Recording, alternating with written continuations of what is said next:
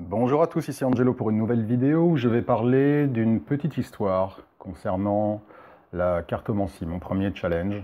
Et évidemment, je ferai une annonce sur les prochaines classes. Si vous êtes intéressés, restez connectés. Commençons.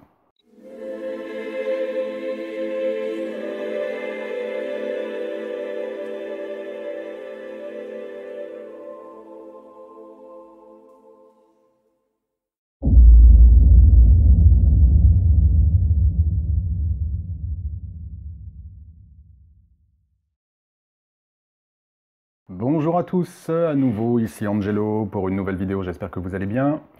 J'ai reçu deux emails, c'était il y a environ une semaine, me demandant comment est-ce que j'en étais venu à la cartomancie. Alors c'est une bonne question et c'est vrai que je ne pense pas en avoir parlé précédemment. Donc j'ai pensé faire une petite vidéo par rapport à ça, et puis évidemment j'annoncerai les prochaines classes cartomancie. Celle d'hier s'est extrêmement bien passée, les gens étaient ravis, j'ai été ravi, j'ai passé un très bon moment avec les participants, et c'est vrai qu'on a passé en tout cas un très bon moment ensemble, et ils ont pu apprendre énormément de choses. Mais j'y viendrai à la fin de la vidéo. Alors pourquoi est-ce que je suis venu à la cartomancie, sachant que dans mon vocabulaire, évidemment, quand je parle de cartomancie, évidemment je fais référence aux cartes à jouer. J'ai commencé un petit peu comme tout le monde avec le tarot de Marseille. Mais vraiment le tarot de Marseille, hein, pas le Rider-Waite avec des images qui font un peu comprendre les cartes. Non, non, vraiment le tarot de Marseille où, où là, il n'y a rien du tout.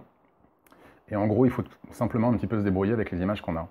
Et j'ai obtenu des résultats plutôt pas mal, à force de m'y coller. Et puis, suite à ça, ce qui s'est passé, c'est que... Alors, le tarot, attention, hein, ça reste un outil divinatoire vraiment très puissant, extraordinaire, évidemment, je ne critique pas. En tout cas, pour ma part... ce qui s'est passé, c'est qu'au bout d'un moment, j'ai commencé un petit peu à m'ennuyer avec le tarot. Et alors, une fois de plus, ce n'est que mon opinion, hein, j'ai pas envie d'avoir tous les fans de tarot sur le dos. Mais dans mon opinion, ça pouvait prêter, on va dire, à des tirages un peu plus, un peu psychologiques. C'est-à-dire où finalement, on peut dégager un peu des généralités et des choses. Ça me manquait un peu de concret, voilà. Mais une fois de plus, ce n'est que mon expérience. Donc du coup, je me suis intéressé au Lenormand, qui alors lui, pour le coup, est plus concret. Et puis au départ, c'était fun, c'était bien, c'était sympa, c'était rigolo, ces petites images un petit peu simples. Et puis, ce qui s'est passé tout simplement, alors j'ai eu des résultats, là encore, avec le Lenormand, mais au bout d'un moment, je me suis ennuyé aussi. Voilà. En gros, je me suis rendu compte que c'était pas vraiment l'oracle pour moi. Et du coup, je me suis dit, là maintenant, il va falloir trouver autre chose. Je voulais pas revenir au tarot, et je me suis dit, qu'est-ce qu'on va faire? Et puis, à l'époque, j'étais tombé sur une vieille vidéo, une très vieille vidéo. Ça remonte à il y a un bon moment maintenant déjà. Je serais même incapable de la retrouver. D'un gars qui parlait comme ça des cartes à jouer, qui faisait un tirage avec les cartes à jouer. Et quand j'ai vu cette vidéo, je me suis dit, tiens, ça a l'air sympa. Et ce qui m'a plu immédiatement avec les cartes à jouer, c'était le fait qu'il y ait autant de figures. Tous les rois, toutes les dames, tous les valets. Je me suis dit, oh, c'est chouette, il y a plein de personnages, donc du coup, ça va être sympa, ça va être pas mal. On va essayer. Et donc, j'ai commencé un petit peu à m'y mettre. Au départ, j'ai commencé avec le jeu de 32, comme les cartomanciens disent, donc c'est-à-dire uniquement les 32 cartes. Et puis, j'ai commencé à avoir des résultats assez intéressants. Mais je me suis dit, s'il y a les 2, 3, 4, 5, 6, c'est pas pour rien. C'est que ces cartes doivent avoir des significations. En termes de numérologie, au niveau de la numérologie, au niveau des significations. Donc je me suis dit, allez, je vais toutes les intégrer. Et c'est comme ça que j'ai commencé à apprendre les 52. Mon premier challenge en cartomancie, et à l'époque, j'avais pas beaucoup de kilométrage sous le capot, c'était sur un forum.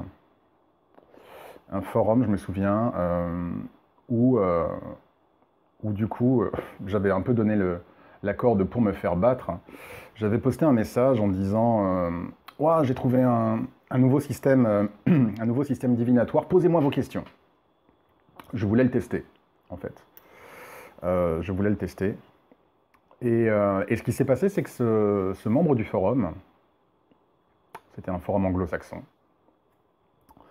m'a contacté par email. Et alors il m'a dit, ok, très bien Angelo, alors j'aimerais... Alors je m'attendais à ce qu'il me pose une question très précise. Et en fait, pas du tout. Je vous assure que quand j'ai lu son message, j'ai regretté d'avoir posté ma proposition sur le forum, vous allez comprendre. Donc il me dit, ok, très bien. Donc, j'aimerais juste que tu me dises ce qui s'est passé de signifiant pour mon oncle, pour mon grand-père, pour mon grand-père. Voilà, c'est tout. En gros, débrouille-toi avec ça, Angelo. Donc, évidemment, aucune information. Excusez-moi, décidément. Aucune information et forcément, je me suis retrouvé paniqué. Je me suis dit, mais comment? Mais c'est pas possible, je peux rien faire. Mais je me suis dit, bon, ben voilà, maintenant je me suis mis tout seul dans cette panade. Angelo, bravo, bien joué. Voilà, ça t'apprendra à avoir une grande bouche. Donc maintenant, débrouille-toi. Et du coup, j'ai tiré 3 cartes qui vont apparaître sur l'écran. Et j'ai réfléchi sur ces cartes un bon moment. En fait, j'y ai passé la journée. C'est marrant d'ailleurs de me dire qu'à l'époque, pour 3 cartes, je pouvais y passer une journée, alors que maintenant, en 2 minutes, c'est bon. Et donc j'y ai passé la journée, vraiment à méditer, à réfléchir, vraiment à essayer de comprendre, parce que je me suis dit, bon, si j'ai ces cartes, c'est que ça veut dire quelque chose. Ces cartes répondent à la question. Que s'est-il passé pour le grand-père de Bob? Et j'ai ces cartes-là. Le roi de cœur, le 8 de cœur et le valet de pique. Donc je me suis dit, les cartes, elles répondent à la question. Donc le problème, il n'est pas dans les cartes, le problème, il est en moi. C'est moi qui n'arrive pas, pour l'instant en tout cas, à comprendre ce que ça veut dire. Mais la réponse, elle est là. La réponse à sa question, elle est là. Donc j'ai médité, et puis je me suis dit, ok, on a 2 personnages. On a un roi et on a un valet. Et on a quelque chose au milieu d'eux. Donc il doit y avoir quelque chose par rapport à ça. Et donc finalement, j'ai réfléchi, je vous passe toutes les étapes, je fais un peu une avance rapide. Et je me suis dit, bon, ben on se lance, hein, et puis si je me trompe, tant pis, je vais paraître pour un idiot sur tout le forum. J'ai claironné que j'avais un nouveau système divinatoire, et bon, ben, si c'est un fail, c'est un fail, et puis ben, tant pis, je continuerai à travailler, voilà. C'est pas grave. Et j'ai envoyé un mail, enfin un message donc à ce membre en lui disant, voilà ce qui s'est passé pour votre grand-père. Votre grand-père, il apparaît. J'ai le sentiment que c'est quelqu'un qui était plutôt bienveillant et plutôt bon. Le roi de cœur. Maintenant, on a également un valet qui apparaît. Et à l'époque, je n'avais pas toute l'expérience que j'ai aujourd'hui, je n'avais pas toutes les connaissances que j'ai aujourd'hui, mais intuitivement, déjà, je me disais, ok, donc on a un roi, on a un valet, donc le valet, il est plus jeune. Et le valet, probablement, c'est un jeune homme. Donc on a le grand-père et on a un jeune homme. Mais c'est un jeune homme, il est de pique, donc il doit poser des problèmes. Il va y avoir quelque chose de pas très clair avec lui. Et au milieu, on a le 8 de cœur. Et le 8 de cœur, je suis arrivé à la conclusion que le 8 de cœur représentait la fille du roi de cœur. Et donc, à ce stade de l'analyse, on a le grand-père, la fille, un jeune homme. Mais le jeune homme, voilà, c'est un valet de pique. Et à l'époque, déjà, évidemment, très rapidement, je savais que, décidément, je suis désolé, je savais à l'époque, évidemment, que les piques, c'était pas terrible. Donc, en fait, ce qui s'est passé, c'est que, du coup, j'ai réfléchi, en gros, ce que j'ai indiqué à la personne, à cette personne, c'est que je lui ai dit, écoutez, j'ai le sentiment que un jeune homme, probablement moins de 30 ans, a causé beaucoup de problèmes à sa fille. Il lui a peut-être brisé le cœur, ou il l'a manipulé, ou il lui a fait beaucoup de mal, ou alors il s'est passé quelque chose avec la fille, et quelque chose qui du coup, par répercussion, a affecté le grand-père. Moi, je ne savais pas du tout si le grand-père avait une fille, s'il était marié, aucune information. Et donc voilà, à l'époque, c'était un petit peu, on va dire, c'était pas très détaillé, hein, je veux dire, une fois de plus, je commençais. Mais voilà, j'en suis venu à cette analyse en disant, il y a un jeune homme qui a causé du tort à la fille de votre grand-père, qui possiblement lui a fait beaucoup de mal, ou il a fait du mal au grand-père par sa fille. Et ce qui s'est passé, c'est que ce forumeur, en fait, ne m'a pas répondu. Donc évidemment, je me suis dit, bon, ça y est, c'est un gros fail. Il ne m'a pas répondu du tout. Et ce qui s'est passé, c'est qu'en fin de journée, il a posté un message sur le forum. Alors évidemment, quand j'ai vu qu'il avait posté un message sans m'avoir envoyé un email, enfin un message privé, je me suis dit, ça va être une catastrophe, ce truc. Je vais m'en prendre plein les dents. Et en fait, je m'en rappellerai toujours.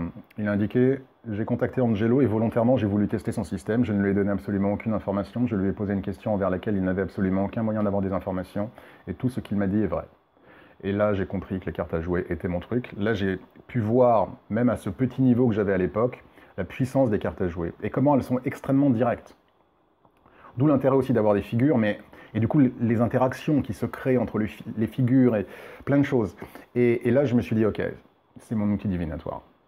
Et à partir de là, j'ai continué à travailler, j'ai jamais regardé en arrière, comme on dit. Et c'est vraiment ce que j'aime avec les cartes à jouer, c'est que elles ne s'embarrassent pas de blabla. Ça va droit au but. Vous avez une question, ça va droit au but. Voilà, donc je voulais partager ça avec vous. C'est aussi une manière de continuer à vous présenter un petit peu la cartomancie, évidemment, avec les cartes à jouer. Et donc voilà, donc maintenant j'en viens effectivement aux annonces pour vous dire que la prochaine classe cartomancie aura lieu ce dimanche. Donc il n'y a pas de fête des mères, à 14 h. Toujours pour une durée de 2 heures, 2 heures et demie. La précédente classe s'est très très bien passée. Je remercie évidemment tous les participants qui m'ont fait confiance et qui hier ont participé à la classe. Merci à tous ceux qui ont laissé une évaluation. Ça m'aide beaucoup, parce que du coup ça vous permet à vous, chers auditeurs qui n'avaient pas participé à la classe, d'avoir une idée de la classe. Donc merci à ceux qui ont laissé une évaluation hier. Et donc pour ceux qui sont intéressés, je vais mettre le lien dans le texte de description sous la vidéo. Je vais peut-être aussi poster un commentaire en post-it avec le lien. Donc c'est une redite de la classe 1, où on étudie la signification des cartes, et donc qui a lieu ce dimanche à 14 h. Alors, je ne sais pas si je ferai d'autres classes cartomancie 1 avant un bon petit moment. Donc pour ceux qui seraient intéressés, mais qui ne sont peut-être pas disponibles, une autre possibilité pour vous, c'est néanmoins de participer à la classe, donc de vous inscrire, de commander la classe, sachant que le soir même, vous aurez le replay. Voilà, vous aurez le replay. Parce qu'après, je ne sais pas si je vais en faire d'autres. Et si je suis amené à créer un replay de la classe cartomancie, il va falloir que je fasse du montage, que je mette de la vidéo, que je mette de l'audio, ce ne sera peut-être pas à ce prix-là. Donc c'est vraiment voilà, une offre du coup qui peut être utile pour ceux qui sont évidemment disponibles et intéressés, hein, pour apprendre un maximum au niveau des cartes à jouer. Et puis pour ceux qui seraient intéressés et qui ne sont pas disponibles, voilà, vous avez toujours l'option quand même de vous inscrire, de commander évidemment la classe. J'aurai votre email et puis le soir même vous avez toutes les infos. Et donc il y aura la deuxième classe cartomancie, de mémoire le 28 juin, également à 14 h. Alors évidemment, c'est bien d'avoir suivi la classe numéro 1. Mais même si vous n'avez pas suivi la classe numéro 1, c'est quelque chose qui peut vous intéresser, puisque là, je vais vraiment parler de comment purifier, consacrer un jeu de cartes, comment tirer les cartes, comment poser les questions. Je vais prendre des exemples aussi. Donc, il y aura encore plein d'informations. Donc voilà, 2 classes. Je vais mettre les liens sous les vidéos, pour ceux que ça intéresse. Et je suis très très excité, j'adore échanger, j'adore donner. Aux États-Unis, c'est ce que je disais hier à mes étudiants, je connais un psychique qui utilise beaucoup le tarot, et qui a organisé une classe de tarologie. Et en fait, si vous voulez, bon, on a parlé ensemble, et je me suis rendu compte, en fait, en parlant avec lui, que durant sa classe, il ne donnait pas vraiment toutes les infos, il en gardait un petit peu sous le capot. C'est pas du tout le cas avec moi, vous pouvez demander à ceux qui ont participé à la classe hier, je donne tout ce que je veux, tout ce que je peux. Mon intérêt, c'est que les gens réussissent. Vous savez, dans la vie, on ne réussit vraiment que quand on aide les autres à monter, pas à descendre. Donc moi, mon objectif, c'est que vous deveniez les meilleurs cartomanciens possibles. Et c'est la raison pour laquelle je donne tout ce que je peux, tout ce que je peux, tout ce que je peux, tout ce que je peux. Toutes les informations. Et d'ailleurs, c'est la raison pour laquelle la classe hier, elle a duré 40 minutes, 45 minutes de plus. J'avais dit entre 2 h et 2 h 30, mais vraiment, je visais 2 h et elle a duré 2 h 50. Et tant que je n'avais pas terminé de donner tout ce que je voulais donner aux gens, tout ce que je savais dont ils avaient besoin, je n'ai pas voulu arrêter la classe. S'il avait fallu que ça me prenne 3 h ou 3 h 30, ça m'aurait pris 3 h ou 3 h 30. Voilà. Donc j'adore en tout cas être au contact de gens qui sont intéressés par les cartes à jouer. J'adore partager avec eux, et voilà, mon objectif c'est vraiment que vous appreniez à lire les cartes, que vous appreniez vraiment à devenir les meilleurs lecteurs, parce que du coup les cartes à jouer vont vous aider toute votre vie. Elles m'ont évité un nombre de pièges et de problèmes, mais toute ma vie. Toute ma vie. Depuis que je les utilise, évidemment. Je ferai probablement une vidéo là-dessus, une vidéo anecdote. Comment est-ce que les cartes à jouer m'ont bien sauvé les fesses à plus d'une reprise. Elles sont extrêmement tranchantes, extrêmement directes, elles vont droit au but, et elles sont d'une justesse juste incroyable, quoi. Voilà, donc j'en reste là pour l'heure. J'espère que vous avez apprécié cette petite anecdote, mon premier challenge cartomancie. Et comme je le disais, voilà, donc les 2 classes à venir ce dimanche pour la classe 1, le 28 juin pour la classe numéro 2, qui évidemment est ouverte à tout le monde. Je vous salue, je vous souhaite une très très bonne semaine, probablement une vidéo de projection astrale qui va venir prochainement, on m'en a demandé, et j'essaie toujours évidemment de satisfaire mes spectateurs. Je vous souhaite à tous une excellente semaine, prenez bien soin de vous, et que Dieu vous bénisse.